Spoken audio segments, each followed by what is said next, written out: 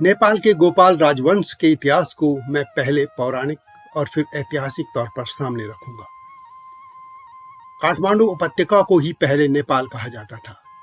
नेपाल के प्रारंभिक इतिहास के बारे में बहुत कम जानकारी मिलती है, लेकिन किंवदंतियों और प्रलेखित संदर्भ ईसा से कई शताब्दी पूर्व भी यह बताते हैं कि यहाँ मानव सभ्यता थी।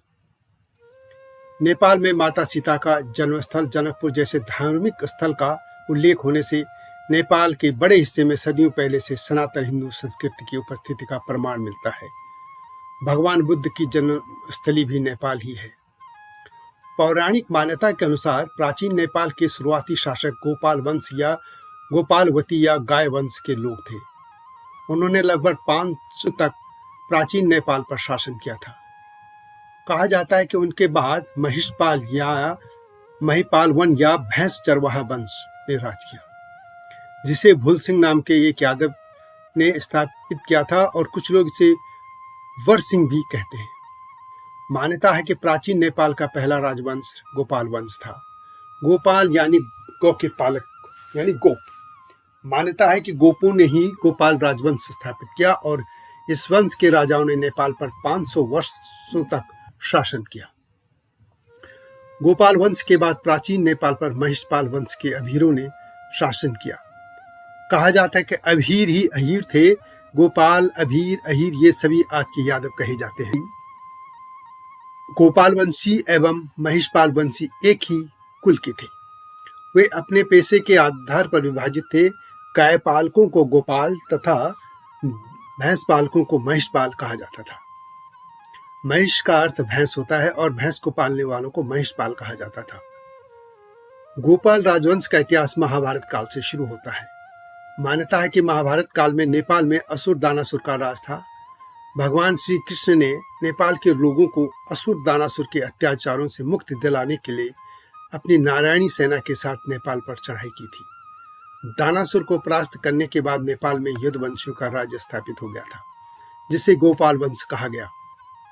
गोपाल वंश के राजा भगवान शिव के भक्त थे और गोपाल वंश के राजाओं को ही प्राचीन नेपाल में भगवान पशुपतिनाथ के मंदिर की स्थापना का श्रेय जाता है। गोरखपुर के गोरक्षपीठ के प्रमुख तथा उत्तर प्रदेश के मुख्यमंत्री योगी आदित्यनाथ भी अपनी पुस्तक हिंदू राष्ट्र नेपाल अतीत और वर्तमान में लिखते हैं कि यादवों ने लंबे समय तक नेपाल में राज किया। योगी लिखते हैं कि एक समय की बात है कि संकास्य नाम के नगर में एक नया नामक मुनि का आगमन हुआ। उस समय वहां गोपालों की संख्या अधिक थी। उनमें से गोपाल नामक एक ग्वाला एक प्रकाश पुंज की ज्योतिर्मूर्ति की प्रचंड ज्वाला में भस्म हो गया था। इस दुर्घटना के बाद नए मुनि ने ज्योतिपुंज को ज्योतिर्लिंग पशुपतिनाथ के रूप में भी प्रतिष्ठित कर दिया। उन्होंने उस भस्मीभूत गोपाल मुखिया के पुत्र भक्तमान को संकाय नगर का राजा बना दिया। भक्तमान और उसके गोपाल वंशीय राजाओं ने 521 वर्षों तक वहां शासन किया। इस वंश का अंतिम राजा यक्षगुप्त था और उसकी कोई संतान नहीं थी, इसलिए उसके बाद भारत के वरसिंह नामक एक अभीर वंशीय पुरुष ने वहां का राज्य हस्तगत कर लिया था। कहा जाता है कि वरसिंह को मथुरा से वहां ले जाया गया था।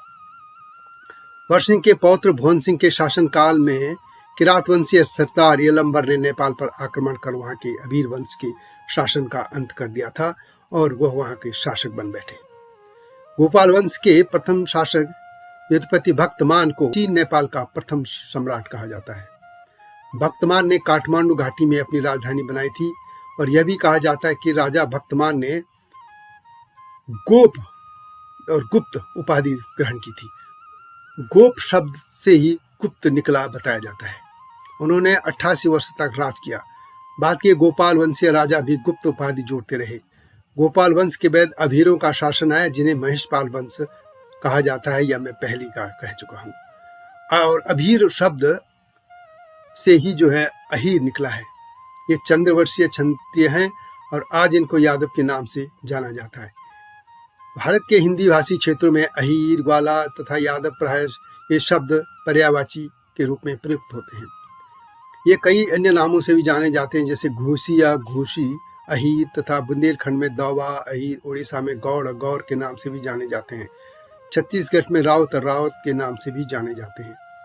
गोपाल व महिषपाल वास्तव में यदुवंशी थे और इनके बाद प्राचीन नेपाल में किरातों का राज आया था। किरात वंश के पहले राजा यलंबर माने जाते हैं, जिन्हें महाभारत में भरभरी के नाम से जाना जाता है। वे प्रथम किरात या किराती राजा माने जाते हैं। उन्होंने गोपाल वंश को परास्त करके काठमांडू उपत्यका में किरात वंश की स्थापना की थी। नेपाल में 32 किरात राजाओं ने शासन किया।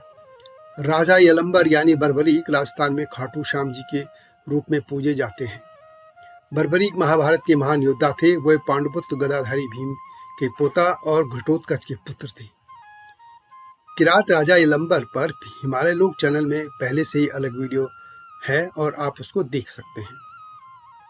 किरातों को भगवान शिव का भक्त माना जाता है, हालांकि अब कई इनमें बौद्ध भी हैं। अब ऐतिहासिक तौर पर नेपाल के गोपाल वंश की बात करते हैं। हिमालय देश नेपाल को लेकर इतिहासकार डॉक्टर R.C. मजूमदार अपनी पुस्तक इंसेंट इंडिया में लिखते हैं कि वहां प्रथम गोपाल वंश की 8 पीढ़ियों ने प्राचीन काल में नेपाल पर शासन किया। हालांकि मजूमदार यह भी कहते हैं कि गोपाल का अर्थ गोपालक जाति विशेष से लेना उचित नहीं लगता है। गोपाल को व्यक्तिवाचक संज्ञा समझना अधिक युक्त लगता है, अर्थात गोपाल नाम के व्यक्ति ने यह वंश चलाया था, न कि गोपालक या गोपाल समाज ने। वे लिखते हैं कि गोपाल वंश के शासनकाल की घटनाओं का उल्लेख इतिहास में नहीं मिलता है।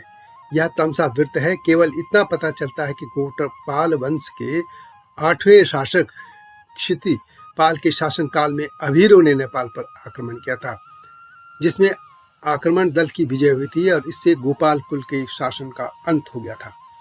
गोपाल वंश के बाद नेपाल में जिस नए राजवंश का उदय हुआ उसका नाम था अहीर वंश, जो कि अभीर शब्द से निकला था। इस वंश के जयमती सिंह और भुवन सिंह नामक 2 राजाओं का नाम मिलता है। ईस्वी सन के आरंभ काल के अभीरों तथा अहीरों ने भारत में प्रवेश कर पश्चिमी भारत के राजनीतिक इतिहास में चिरस्मरणीय उथल पुथल एवं क्रांति उत्पन्न कर दी थी। संभवतः उसी जाति के पूर्ववर्ती किसी एक शाखा ने गोपाल वंश के अंतिम नरेश को परास्त कर नेपाल के सिंहासन पर कब्जा कर अभीर कुल की नींव डाली थी। इस कुल के केवल 2 राजाओं ने राज्य किया। अभीर भूपतियों के शासन एवं कार्य को लेकर भी इतिहास मौन है।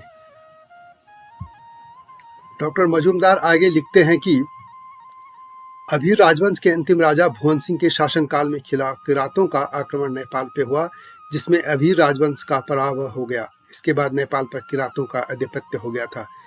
इसी अभीर वंश के पश्चात नेपाल के जिस प्राचीन राजवंश का पता चलता है वह है किरात वंश।